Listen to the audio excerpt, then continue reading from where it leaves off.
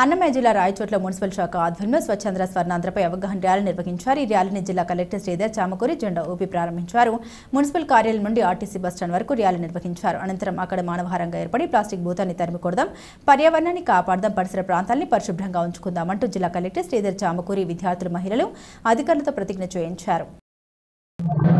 ఈ రోజు మనం స్వచ్ఛాంధ్ర స్వర్ణాంధ్ర కార్యక్రమంలో భాగంగా రాయచోటిలో ఈ నెల 3వ శనివారము మనము ఎండ్ ద ప్లాస్టిక్ అంటే ప్లాస్టిక్ కాలుష్యాన్ని అంతం చేద్దామనే ఒక కాన్సెప్ట్తో థీమ్తో ఈ నెల కార్యక్రమాలు నిర్వహిస్తున్నాం. ఈ నెల మన జిల్లాలో అన్ని పంచాయతీల్లో 500 పంచాయతీల్లో 30 మండల కేంద్రాల్లో 4 మున్సిపాలిటీ కేంద్రాల్లో జిల్లా వ్యాప్తంగా కూడా ఈ ప్లాస్టిక్ అన్ని సింగిల్ యూజ్ ప్లాస్టిక్ ని అంతం చేయాలనే థీమ్ ని మనం నిర్వహించుకుంటున్నాం.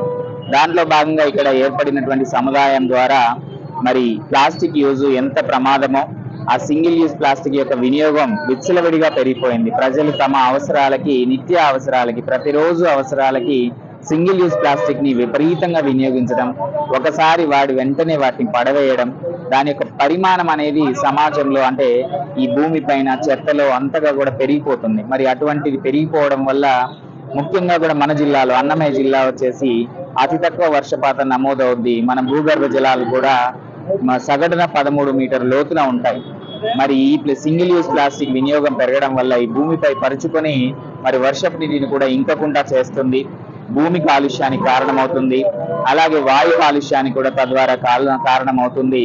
మరి ఇప్పటికే మనము రాయచోట్లో చూస్తే మనం 1000 అడుగుల దాకా వెళ్తున్నాం మంచినీటి కోసం. మరి ఇటువంటి ప్లాస్టిక్ వల్ల ఇంత ప్రమాదం ఉన్నది కాబట్టి ప్రజలు అర్థం చేసుకోవాలి, వ్యాపార సముదాయాలు, తయారీదారులు అందరూ అర్థం చేసుకోవాలి. మున్సిపాలిటీ ఈరోజు తీర్మానం చేసి దీనిని శాశ్వతంగా అంతం చేయడానికి ఒకటి అవేర్నెస్ చేయడము, వీళ్ళతో మీటింగ్స్ పెట్టుకోవడం, రెండవది రెగ్యులేషన్ మెజర్స్ కూడా స్టార్ట్ చేస్తాం, ఫైన్ వేయడము ఇట్లాంటివి. అలాగే క్లాత్ బ్యాగుల్ని, పేపర్లని ఇటువంటి అందుబాటులో ఉంచడం కూడా మరొక చర్య. తద్వారా మహిళా సంఘాలకు కూడా ఉపాధి పెరుగుతుంది, ఆదాయం పెరుగుతుంది, పర్యావరణానికి మంచి జరుగుతుంది. అదేవిధంగా ప్రభుత్వ ఆఫీసుల్లో ఈ నెల నుంచి కూడా కలెక్టరేట్ నుంచి సచివాలయం వరకు అన్ని కార్యాలయాల్లో కూడా ప్లాస్టిక్ ని వినియోగించకూడదు అని ఒక తీర్మానం చేసుకుంటున్నాం. ఎస్పెషల్లీ సింగిల్ యూజ్ ప్లాస్టిక్ నేను అనేది. సో దాన్ని తీర్మానించుకున్నాం, దాన్ని వినియోగంలోకి తీసుకొస్తాము. సో తద్వారా మిగతా వాళ్ళని కూడా ప్రోత్సహించడం జరుగుతుంది. ఈ రోజు పాఠశాలల్లో కూడా అన్ని ప్రాంతాల్లో పాఠశాలల్లో కూడా మనం పోటీలు, పిల్లల అవేర్నెస్ కార్యక్రమాలు, స్పీచెస్, ఎస్సే రైటింగ్స్ ఇవన్నీ ప్రోత్సహిస్తున్నాం. స్కూళ్ళల్లో కూడా ఆడిట్ ఏర్పాటు చేస్తున్నాం.